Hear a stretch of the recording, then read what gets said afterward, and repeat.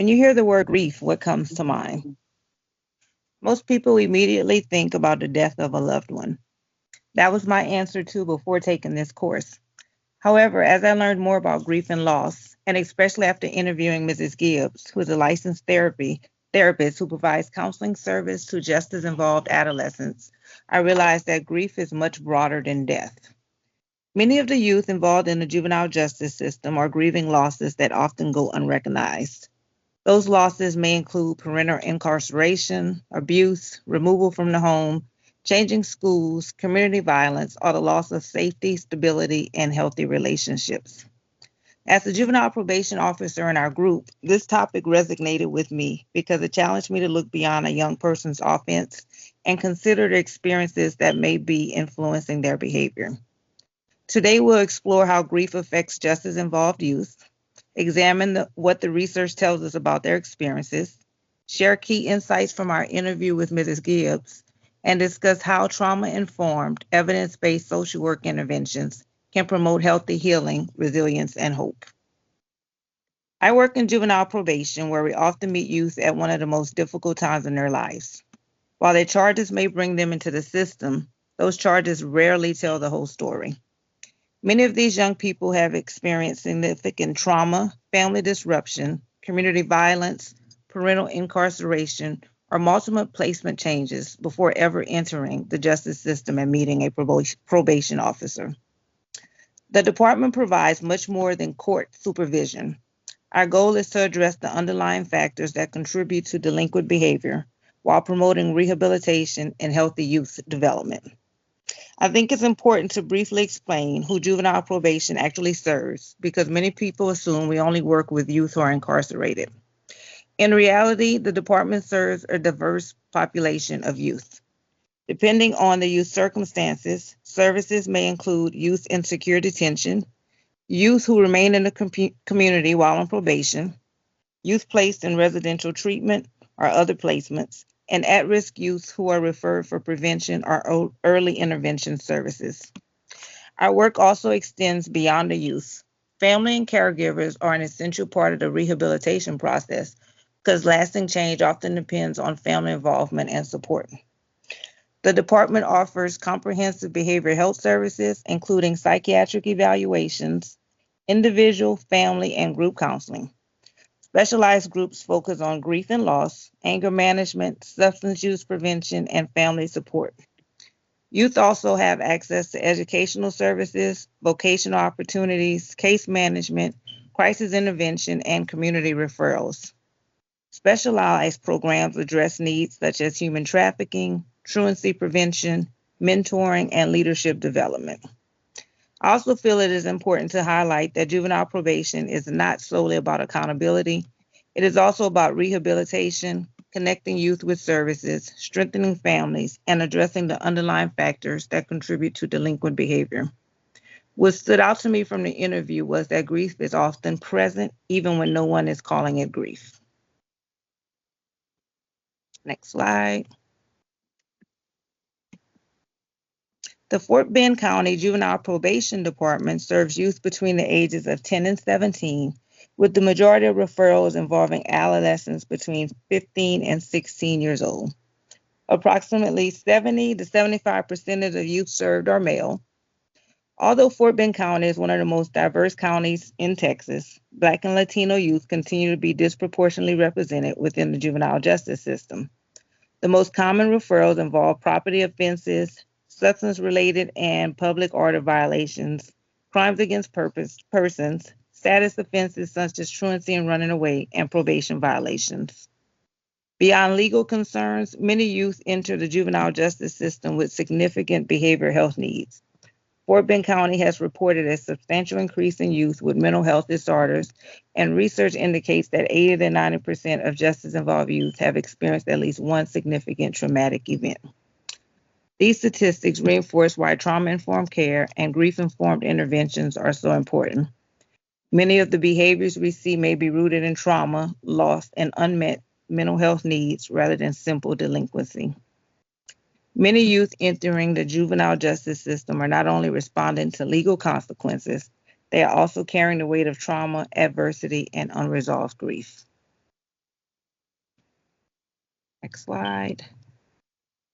One of the most important lessons I learned from this course and from our interview with Mrs. Gibbs is that grief extends far beyond the death of a loved one. Before taking this class, I associated grief almost exclusively with death. However, I now understand that grief is the emotional response to any significant loss. For youth involved in the juvenile justice system, those losses often include, again, parental incarceration, abuse, family separation, removal from the home, changing schools, community violence, and the loss of safety, trust, or stability. One of Mrs. Gibbs' observations was that really stayed with me was that many professionals still think of grief only in terms of death. She explained that many youth enter counseling without recognizing that they are grieving. Instead, they may describe feeling angry, withdrawn, anxious, or emotionally numb. Because of that, young people who are grieving non death losses may instead be referred for anger management or behavior services without anyone recognizing the grief underneath. This broader understanding of grief has changed the way I think about assessments and intervention with justice involved youth. Recognizing these hidden losses allows social workers to move beyond asking, "What's wrong with this young person?" and begin asking, "What has this young person experienced?" That shift in perspective is essential for providing trauma informed, compassionate care.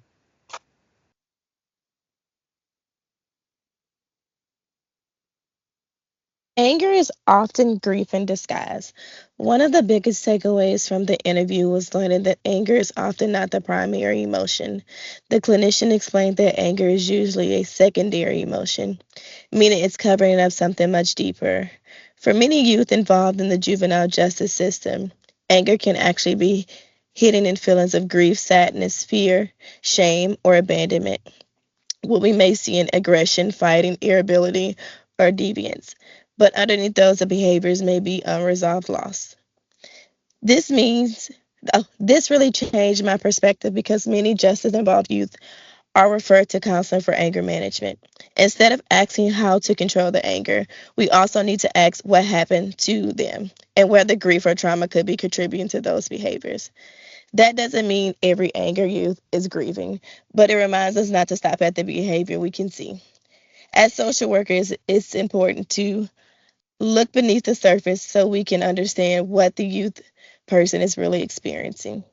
Next slide. Understanding survival mode. The clinician explained that many behaviors we see in justice involve youth actually develop as surviving strategies. For example, fighting may be necessary to protect themselves. Running away may have been a way to escape an unsafe home, and emotional withdrawal may have helped them cope with repeated trauma or disappointment. One statement that really stood out to me was that these are not simple bad kids making bad decisions. Many of them develop coping strategies that made sense based on the environments they grew up in. A trauma informed approach encouraged us to ask, "What happened to this youth?" instead of asking, "What is wrong with this youth?" As future social workers, our goal isn't just to stop the behavior, it's to help youth understand why these behaviors develop and teach healthier coping skills that work in safer environments. So once we understand those behaviors exist, the next step is to help youth understand what they're experiencing. Next slide. Psychoeducation builds understanding. Before expecting you to talk about painful experience, the clinician spends time teaching them about grief, trauma, brain development, emotional regulation, and healthy coping skills. One thing that surprised me was hearing that many youth have never actually been taught what grief is. Some don't realize what losing a loved one, experiencing violence, or how losing stability can affect their emotions and behavior. When youth understand how trauma affects the brain and why they react the way they do, many begin to feel less ashamed of their emotions. Instead of believing something is wrong with them, they realize their reactions make sense based on what they experience. I really like this approach because education creates understanding first, which helps build trust before asking youth to be emotional vulnerable.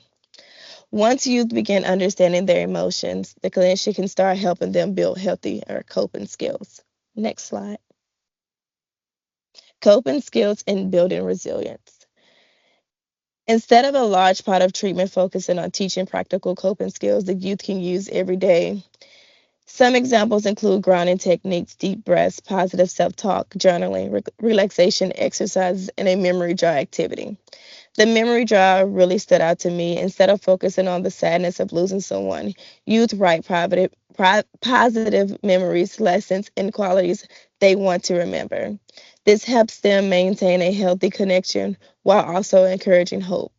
The clinician also emphasized taking healing one day at a time. Rather than expecting you to completely recover quickly, the focus is helping them successfully cope with today. Over time, these small coping skills build resilience and confidence. Next slide. Last theme I want to discuss is complicated grief. The clinician explained that while grief is a normal response to loss, some youth experience circumstances that make healing much more difficult. Examples included multiple losses, violence, death, suicide, homicide, community violence, homelessness, financial instability, or losing a primary caregiver. These situations often create layers of trauma that makes adjustments much more challenging. Ms. Gibbs stressed that assessment should go beyond simply asking what loss occurred. We need to understand how the loss has affected the youth's school performance, relationships, emotions, and overall daily functioning. This connects with the research showing that repeated trauma and multiple losses increase the risk of more complicated grief reactions. Instead of the full impact of those experiences, help social workers develop interventions that truly matches each youth's need. Now that we have discussed the major themes of the interview, I'd like to move on to the next presentation from the next speaker. The interview reflected several theoretical approaches that support effective grief counseling with adolescents, and each one shows up in different parts of how the clinician works with youth. The first is trauma-informed framework. Rather than focusing only on behaviors, trauma-informed practice encourages us to understand how past experiences shape present functioning. Throughout the interview, the clinician consistently emphasized safety, trust, relationship building, and meeting the youth where they are emotionally, not where we expect them to be. The second framework is cognitive behavioral therapy, or CBT. The clinician discussed helping youth recognize the connection between their thoughts, emotions, and behaviors. Positive self-talk, identifying thinking errors, and replacing unhealthy coping strategies are all examples of CBT principles used in action. Finally, Warden's task of mourning provide a helpful framework for understanding grief as an active process rather than something a person simply gets over. The clinician's use of activities like the memory jar demonstrated that youth can continue to honor meaningful relationships while learning healthy ways to move forward. Together, these three frameworks showed that grief with this population isn't one technique. It's an integration of safety, cognition, and meaning making. These theories also support one of the clinician's strongest messages, that grief is deeply connected to drama and behavior. One statement that kept coming up throughout the interview was the importance of looking beyond the behavior. Youth involved in the juvenile justice system often present with anger, defiance, substance use, or school problems. Those behaviors can easily become the primary focus, especially in systems that are designed to respond to conduct rather than context. However, the clinician encouraged professionals to consider what experiences may have contributed to these factors. Trauma, grief, abandonment, and repeated losses often influence how youth respond to stress, and for many of these young people, the behavior is really a survival strategy rather than a character flaw. This shift in perspective is central to trauma-informed social work. Rather than asking what's wrong with this youth, we ask what has this youth experienced. That question opens the door to empathy, more accurate assessment, and interventions that address underlying needs rather than simply reacting to behavior. It also changes the relationship between the clinician and the client, from one of correction to one of collaboration. The interview also demonstrated how cognitive behavioral strategies help youth develop healthier ways of coping. Although the clinician did not specifically describe the intervention as CBT, many of the strategies discussed reflect cognitive behavioral principles. For example, youth were encouraged to examine negative self talk, replace unhelpful thinking patterns, and develop healthier coping responses in the moment rather than waiting for a crisis to pass. One concept that really stood out was the emphasis on focusing on today rather than overwhelming youth with concerns about the future. For adolescents carrying grief and trauma, the future can feel abstract or even frightening. So, narrowing the focus to something achievable right now makes change feel possible. The clinician explained that if a young person successfully practices one coping skill a day, they are more likely to use that skill tomorrow.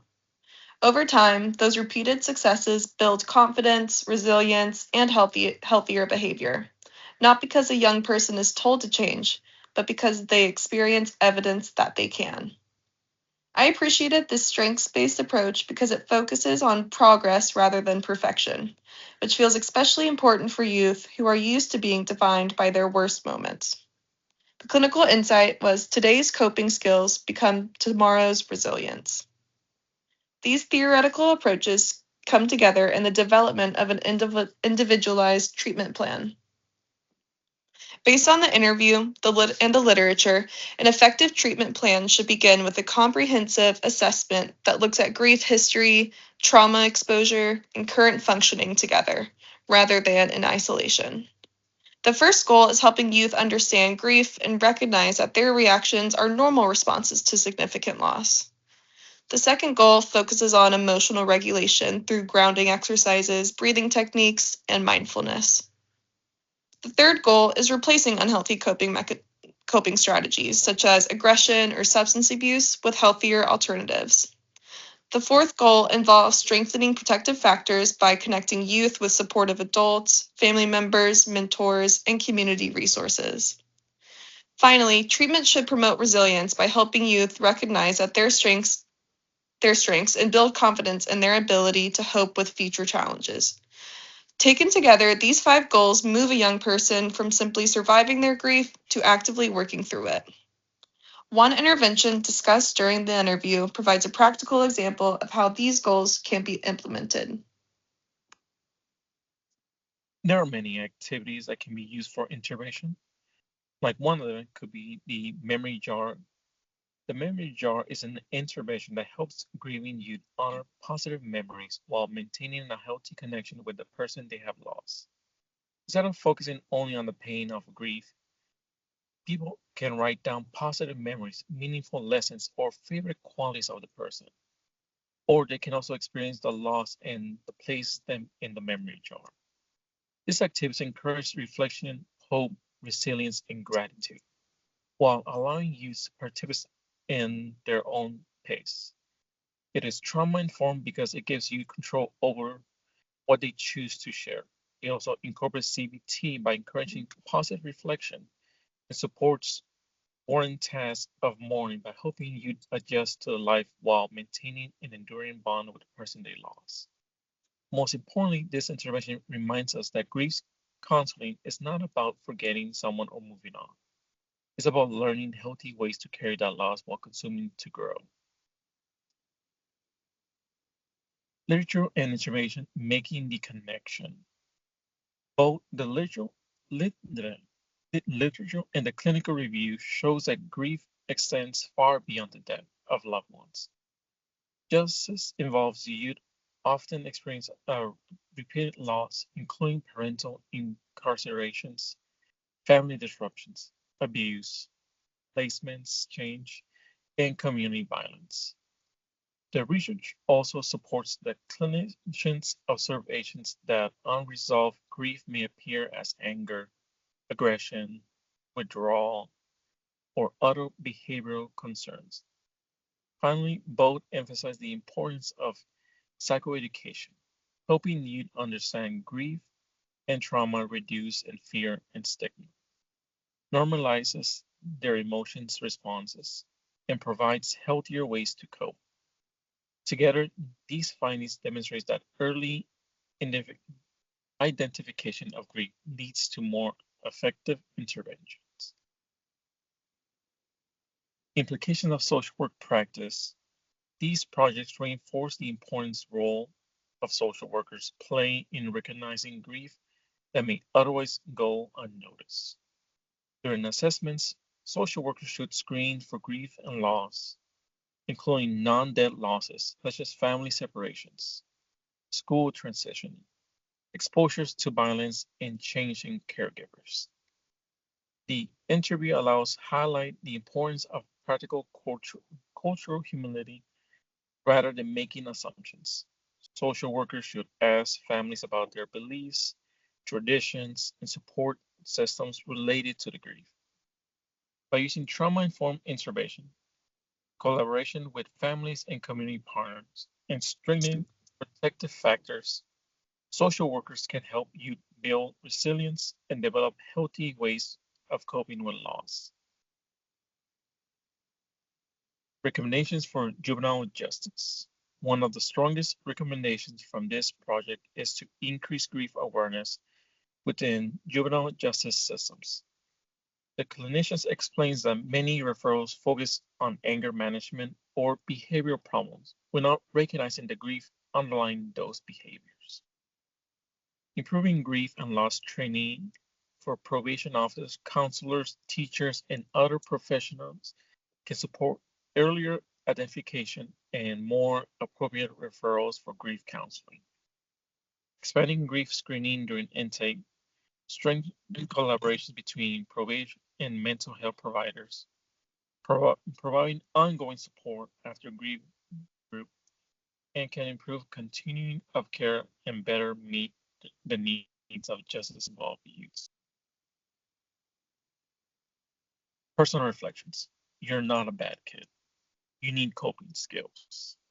These statements from the interview stay with me throughout this project.